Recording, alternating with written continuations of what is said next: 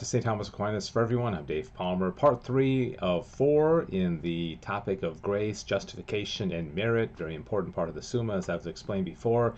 Last video we talked about sanctifying grace, gratuitous grace, what is the difference between the two, which is greater, and that kind of thing. Now we go into a couple other divisions of grace, types of grace, which you've probably heard the terms but may not know exactly what they are, and so we're going to get right into it. And Thomas asks in 111 Article 2 whether grace is fittingly divided into operating and cooperating grace. Now, this is an interesting concept because it has to do, again, with one of the principal themes of the Summa, which is nature. Okay, what is our nature, and what does it mean to be raised above our nature through grace, which we've talked about a lot in the previous videos, right? And so think about something. We can make things, right? God is the great creator. Now, God creates everything. God creates the tree, but then we can take the tree and make wood out of it, and like this man is doing, may make a chair out of that wood. Okay, so this man is cooperating in a sense with God.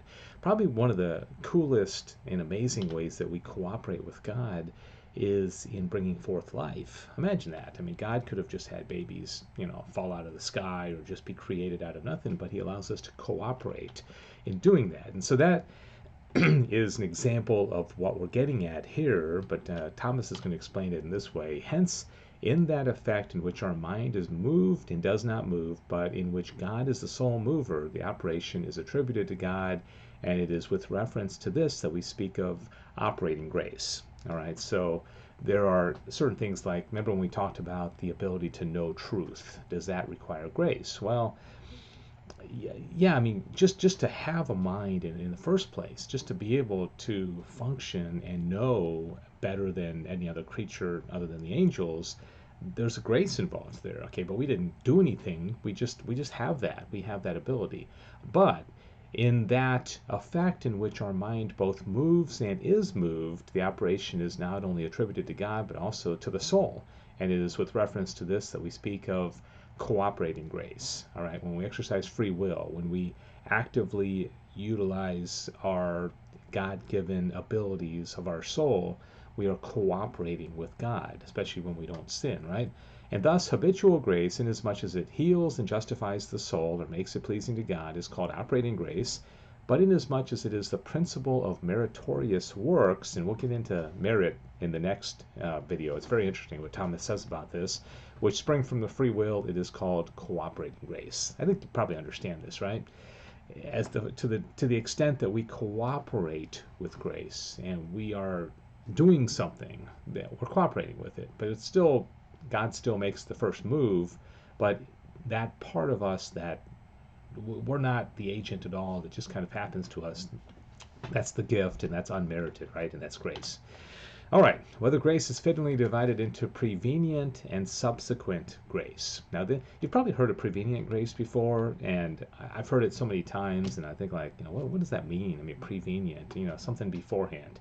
Interesting how Thomas explains it, but let me show you a few images first. We know that because of original sin, we have concupiscence and we fall into sin, and sometimes even mortal, deadly sins, like the 7 deadly sins, right? But we also, as we learned in the last video, have the opportunity to go to confession, receive sanctifying grace, have our soul healed, right? And it changes us. It brings us into friendship with God, and ultimately the goal is the end, beatitude, union with God, knowledge of God, right? So all this ties into grace and merit and all the things that we're talking about during this segment. So here's what Thomas says. There are 5 effects of grace in us. Of these, the first is to heal the soul. Okay, so that would be a prevenient grace. It also would be an operating grace, right? Where God is providing that which we need to heal the soul. The second, to desire good. The third, to carry into effect the good proposed. The fourth, to persevere in good. And fifth, to reach glory. Okay, so it's kind of a stair step of the 5 effects of grace. And hence, grace, inasmuch as it causes the first effect in us, is called prevenient with respect to the second. And inasmuch as it causes the second, it is called subsequent with respect to the first effect. And as one effect is posterior to this effect and prior to that, so may grace be called prevenient and subsequent on account of the same effect viewed relatively to dithers others. Okay, so the third effect is prevenient in relation to the fourth. The fourth is subsequent in relation to the third. You get it, right?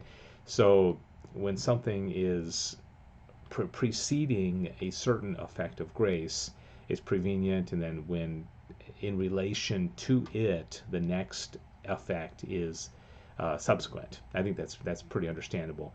And this is what Augustine says: it is prevenient in as much as it heals, and subsequent in as much as being healed we are strengthened. It is prevenient in as much as we are called, and subsequent in as much as we are glorified. I think we all realize there are times in our life when we're being moved in a way that we don't really feel like it's us, like God is kind of moving us in a certain direction. He's inspiring us to do a certain thing. I mean, even my study of the Summa, I didn't ask to do this. It was like 10 years ago. I just felt the call to do this. And it was almost like, well, where did this come from? I didn't. And yeah, that's grace. I mean, I've always thought that to be grace. All right, whether God alone is the cause of grace. Okay, now we're in question 112, article 1. And remember, in a video long time ago, and by the way, go back and watch all the videos. If you're just discovering this channel now, and you're like, oh, wow, the Summa, I know there's been a lot. We're almost halfway through the Summa, but go back and, we'll do one a day and catch up. We learned about cause and effect. You walk through the snow, you see this, that's an effect of a cause, and you're like, oh gosh, somebody's been here before me. We see this, we know the cause, which is the lady throwing the ball. We know the effect is going to be, it's either going to land in the gutter or she's going to hit some of the pins, right? All right, so simple enough. Nothing can act beyond its species, since the cause must always be more powerful than its effect. Now, the gift of grace surpasses every capability of created nature, since it is nothing short of a partaking of the divine nature, which exceeds every other nature. Okay, if we are going to partake of the divine nature, I mean, that's way over our nature, and that requires supernatural help. Remember the first article of the Summa about sacred doctrine. God has to show us certain things, teach us certain things, because it's beyond our nature. And thus it is impossible that any creature should cause grace, for it is as necessary that God alone should deify, bestowing a partaking of the divine nature by a participated likeness, and it is impossible that anything save fire, as it is impossible that anything save fire should enkindle. Okay, so only fire can cause fire, but now we know nowadays there's other things like electric that can cause fire, but back in the 13th century, that's what Thomas was getting at. All right, that does it. This is video number 3 of 4 on grace. The next one is really important, especially when Thomas asks, can anybody merit anything from God? Because that's a big debate that we have as Catholics with some non-Catholic Christians about, what are we able to merit from God? Are we, as lowly creatures, able to do something and get something from God? Or then, if we can, how can it be a free gift, right? All right, well, thank you very much for watching. I hope you enjoyed it, and love your questions. If you have any, comment and like and share and tell all your friends and family about these videos. God bless you. This is St. Thomas Aquinas for everyone. I'm Dave Palmer.